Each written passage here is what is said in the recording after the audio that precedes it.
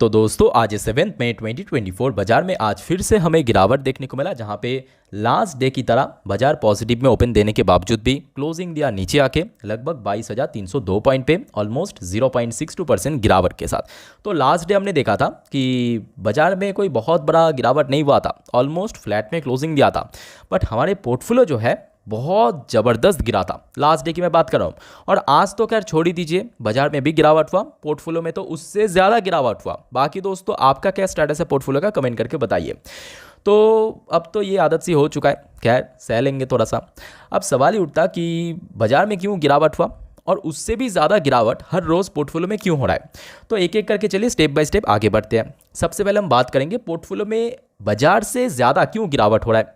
तो इसके पीछे मेन जो कारण है, मेन जो रीज़न है, बाजार आज की डेट पे बहुत ज़्यादा वॉलेटाइल है। अब जब बाजार इतना ज़्यादा वॉलेटाइल होगा ना, तो ऑटोमेटिकली मिड कैप सेक्टर और स्मॉल कैप सेक्टर और ख़ास तौर से PSU सेक्टर, ये तीनों सेक्टर दोस्तों बहुत ज़्यादा रिएक्ट करेगा compare to large cap, compare to blue chip.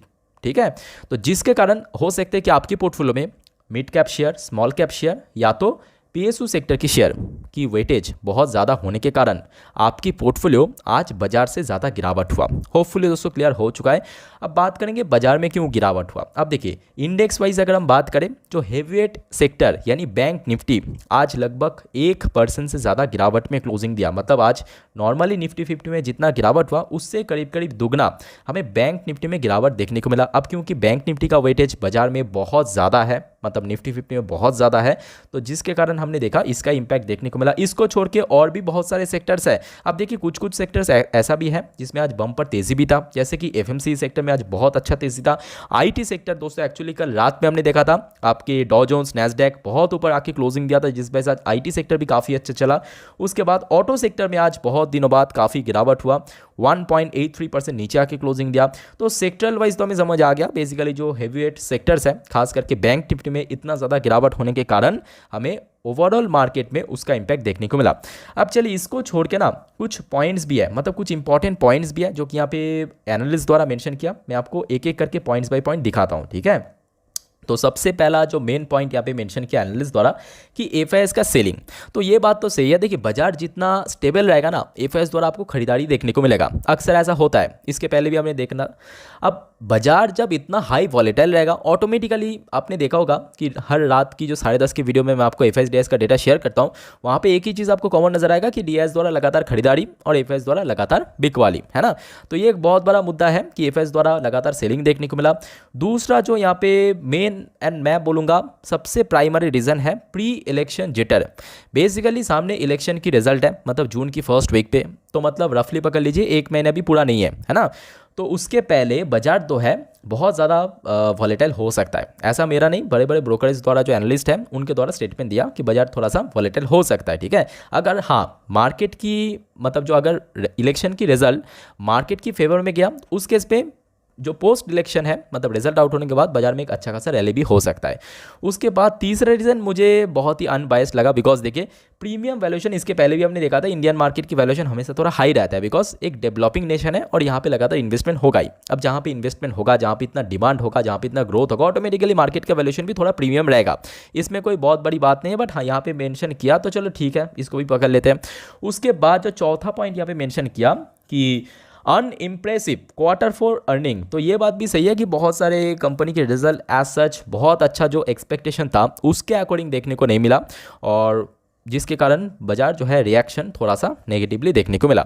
उसके बाद जो पांचवा पॉइंट यहाँ पे मेंशन किया कि लैक ऑफ फ्रेश ट्रिगर, ये बात भी काफ़ी हद तक सही है, पूरा सही नहीं है, काफ़ी हद तक सही है। फ्रेश ट्रिगर मतलब बेसिकली जो न्यू इन्वेस्टमेंट्स अभी देखने को नहीं मिला है, जो इन्वेस्टमेंट है न्यू इन्वेस्टमेंट देखने को नहीं मिला। तो यहाँ पे एनालिस्ट द्वारा ये पाँचों पॉइंट को मेंशन किया, बट मेरे अकॉर्डिंग अभी जो इलेक्शन की रिजल्ट सामने है, मतलब 1 महीने भी पूरा नहीं है, इसी वजह से एक्चुअली बाजार बहुत ज़्यादा ओवर वॉलेटाइल है, जिसके कारण आप देख सकते हो निफ्टी जो विक्स मतलब क्या, निफ्टी वॉलेटाइल इंडेक्स, इसकी फुल नेम निफ्टी विक्स मतलब निफ्टी वॉलेटाइल इंडेक्स, ये आज भी आप देख सकते हो लगभग 2.5% ऊपर पहुंच चुका है। और अगर आप देखेंगे बस 2 हफ्तों के अंदर कितना मूव किया, मैं आपको एक बार दिखाता हूँ। ये देखिए, ये 2 हफ्तों का आपकी डेटा है, ऑलमोस्ट 66% मूव किया। और ये वॉलेटाइल इंडेक्स ना अगर स्टेबल रहना है तो लगभग 10 या तो 12 के आसपास रहना चाहिए, ये मिनिमम मैं बोल रहा हूँ, मतलब एक स्टेबल पोजीशन होल्ड करने के लिए मार्केट में। और वहाँ पे आप देख सकते हो 17 पहुँच गया। और सबसे ज़्यादा हाईएस्ट मालूम है कब पहुँचा था, याद करके देखिए, जब लॉकडाउन लगा था मार्च की, है ना, 2020 पे, तब दोस्तों ये पहुंच गया था 70। वो तो खैर कुछ स्पेशल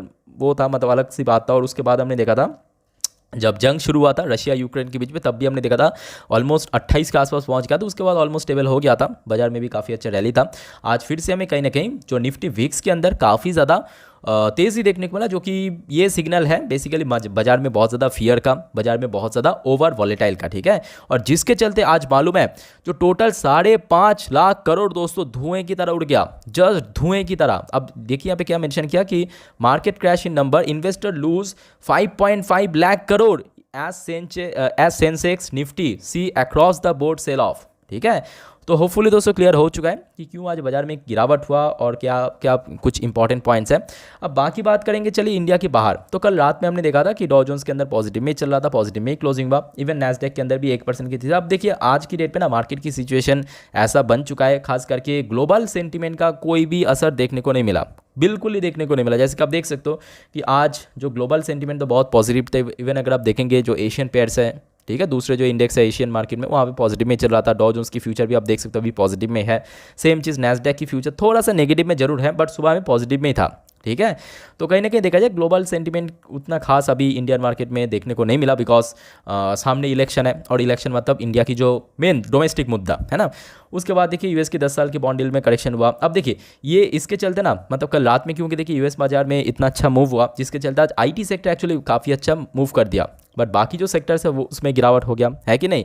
ओके तो दोस्तों होपफुली यहाँ पे क्लियर हो चुका है, सारे पॉइंट्स मैं आपको अच्छे से एक्सप्लेन कर दिया। और फिर भी कोई आपका डाउट है कमेंट करके बताइए। और आप सभी को दोस्तों मैं रिक्वेस्ट करूंगा, आज रात की जो 10:30 की वीडियो आएगा उसे मिस मत करना। कल बाजार प्रेडिक्शन उसी वीडियो में कवर करेंगे, साथ में आज पूरे दिन का जितने भी इंपॉर्टेंट अपडेट्स रहेगा उसी वीडियो में कवर करेंगे। तो प्लीज़ दोस्तों चैनल को सब्सक्राइब करके जरूर रखना। ओके तो अब बात करेंगे कुछ इंडिविजुअल कंपनी की शेयर्स के बारे में, कहाँ कहाँ पे कितना गिरावट हुआ फटाफट देख लेते हैं। जैसे कि एचडीएफसी बैंक जो कि टॉप वेटेज वाली शेयर्स है, उसमें भी आज 1% की करीब करीब गिरावट हुआ।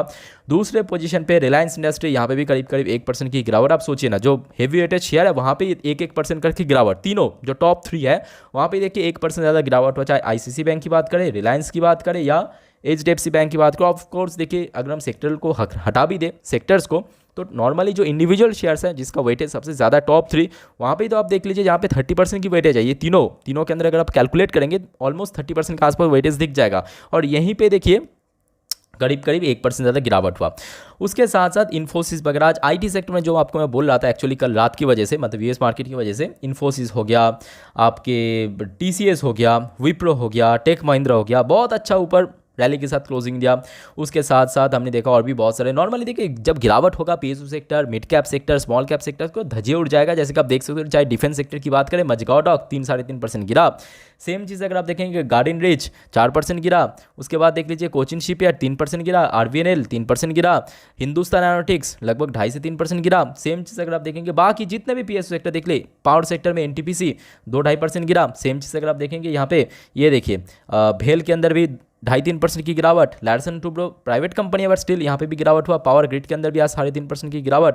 सेम चीज़ अगर आप देखेंगे दोस्तों इरेडा, इसका भी शेयर देखिए 3% गिरा, कल भी गिरा था।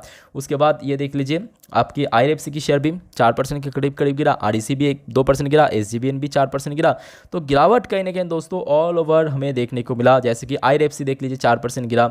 सेम अगर आप देखेंगे आरवीएनएल 3% गिरा, आपकी ओएनजीसी भी गिरा, इरकॉन भी 5% गिरा, इवन एनएचपीसी भी गिरा 4%, जो कि हमने देखा था शुरुआत में काफ़ी स्टेबल लग रहा था कुछ घंटों के लिए कि चलो ठीक है स्टेबल हो जाएगा, बट स्टिल गिरावट हुआ। अब देखिए इसके ऊपर कोई इंटरनल इशू नहीं है एक्चुअली, ठीक है, बट आप सभी को मैं बोलूँगा इस टाइप की सिचुएशन की फ़ायदा उठाइए, खास करके न्यू इन्वेस्टर्स, बिगिनर्स। इससे अच्छा मौका नहीं मिलेगा, बिकॉज आज की डेट में ना बिना किसी इंटरनल इशू के ये सारे शेयर गिर रहा है। तो बेसिकली आपको एक अच्छा मौका दे रहा है बाजार।